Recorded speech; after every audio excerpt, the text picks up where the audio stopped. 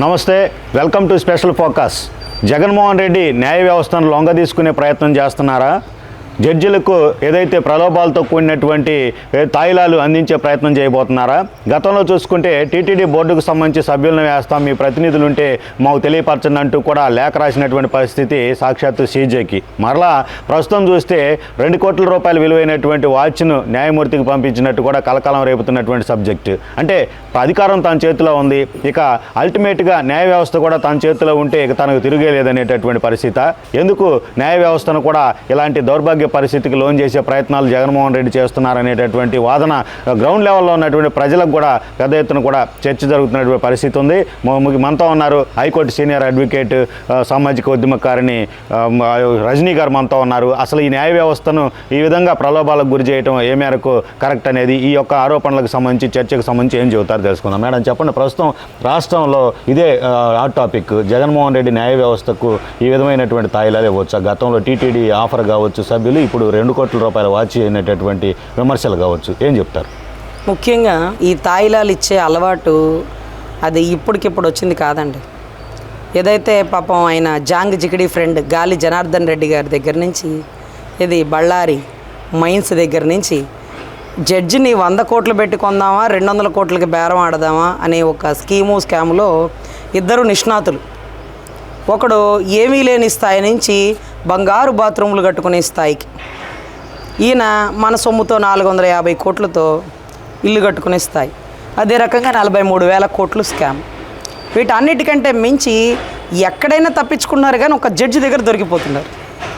Executive వీళ్ళ కాళ్ళ కింద చెప్పులాగా ఐఏఎస్ చదువుకున్న వాడిని డైరీ పట్టుకొని వీళ్ళ ఇంటి చుట్టూ వాచ్మెన్ డ్యూటీ చేపిస్తున్నారు, పోలీసుల్ని పరిగెట్టిస్తున్నారు. వ్యవస్థలో ఇక ఇండిపెండెంట్ బాడీ అయిన ఒక్క జ్యుడిషియరీ మాత్రమే నిలబడి ఉంది. సో న్యాయదేవత, ఇక న్యాయదేవతకు కూడా ఈరోజు బేరం పెట్టే పరిస్థితి. అంటే 2 కోట్లు ఖరీదైన వాచ్ ఇచ్చింది ఎవరండి? ధర్మారెడ్డి క్యాడర్ ఏంటండి? టీటీడీలో కీలక పోస్ట్ కదా పాపం. అంత పెద్ద పోస్ట్లో ఉన్న వ్యక్తి ఎవరైనా సర్వసాధారణంగా పెళ్ళిళ్ళకి గిఫ్ట్లు ఇచ్చేటప్పుడు ఎవరైనా స్టేజ్ మీద ఇస్తాం కదా, ఒక గ్లాస్ ఇచ్చినా, వెండి గ్లాస్ ఇచ్చినా, వెండి గిన్నె ఇచ్చినా, బొకే ఇచ్చినా, షాల్ కప్పినా, ఏదైనా.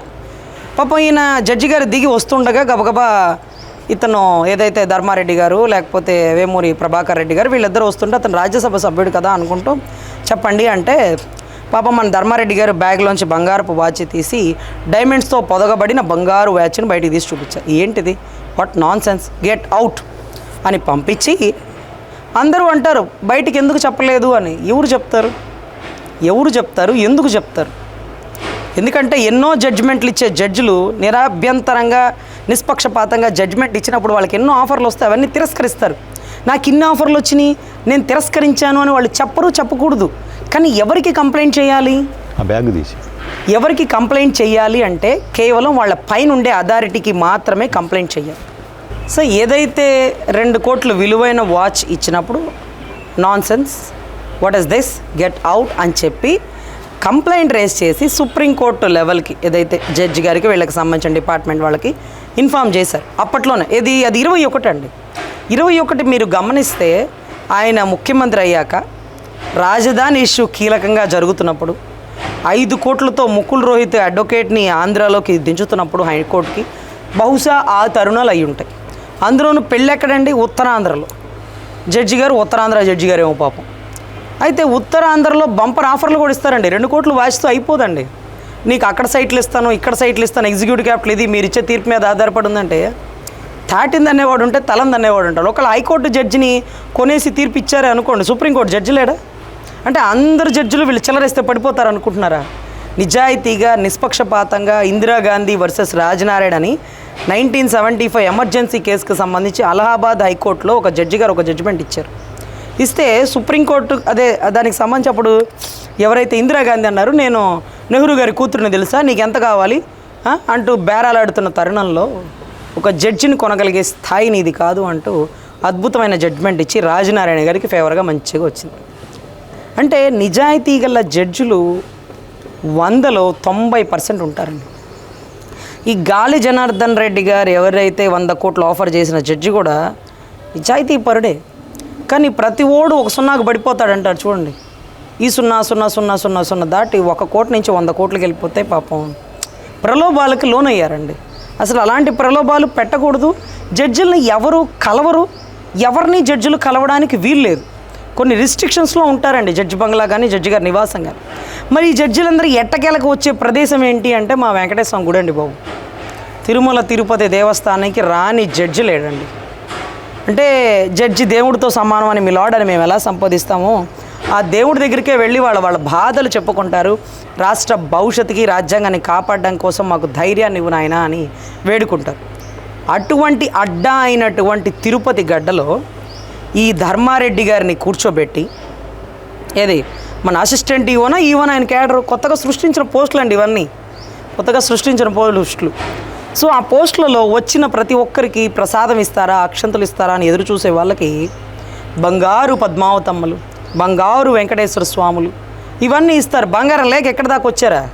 వాళ్ళకి కావాల్సింది దేవుడిని 2 నిమిషాల దగ్గర నుంచి చూపించి ఆ తిరుపతి లడ్డో దేవుడికి సంబంధించిన వెన్న ఉంటుందండి పొద్దున పుట్ల స్వామివారికి కైంకర్యాలలో ఉండేటటువంటిది. దానికోసం తెల్లవారుజామున 5ంటికి 6ంటికి హైకోర్టు జడ్జిలు అందరూ వచ్చి ఎదురు చూసిన తరుణాలు చూసాం మేము. సో బంపర్ ఆఫర్లు అనమాట.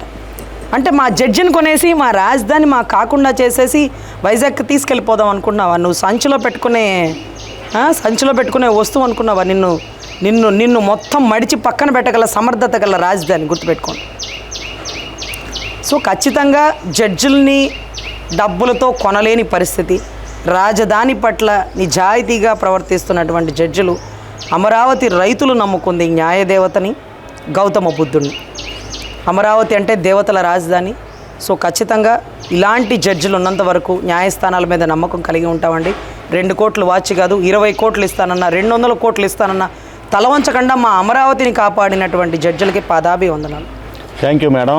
ఏదైతే ప్రస్తుతం ఏపీలో చర్చనీయాంశంగా మారింది, జడ్జీలను కూడా ప్రలోభాలకు గురి చేసే పరిస్థితి ఏదైతే ప్రస్తుతం వైసీపీకి సంబంధించి జగన్మోహన్ రెడ్డి ఆడిస్తున్నటువంటి పరిస్థితి ఉందనే దానికి చెక్ పెడుతూ ఏదైతే న్యాయ వ్యవస్థలో అందరూ అమ్ముడుపోయేటటువంటి వాళ్ళు ఉండరు అనేటటువంటి దానికి నిదర్శనంగా కూడా కొన్ని ఉదాహరణలతో కూడినటువంటి జడ్జిమెంట్లు కావచ్చు, కొంతమంది న్యాయమూర్తులకు సంబంధించి కావచ్చు, సీనియర్ అడ్వకేట్ రజనీ గారు చెప్పినటువంటి పరిస్థితి. ఇది ఈరోజు టాపిక్. మరో టాపిక్తో మళ్ళీ కలుద్దాం. నమస్తే.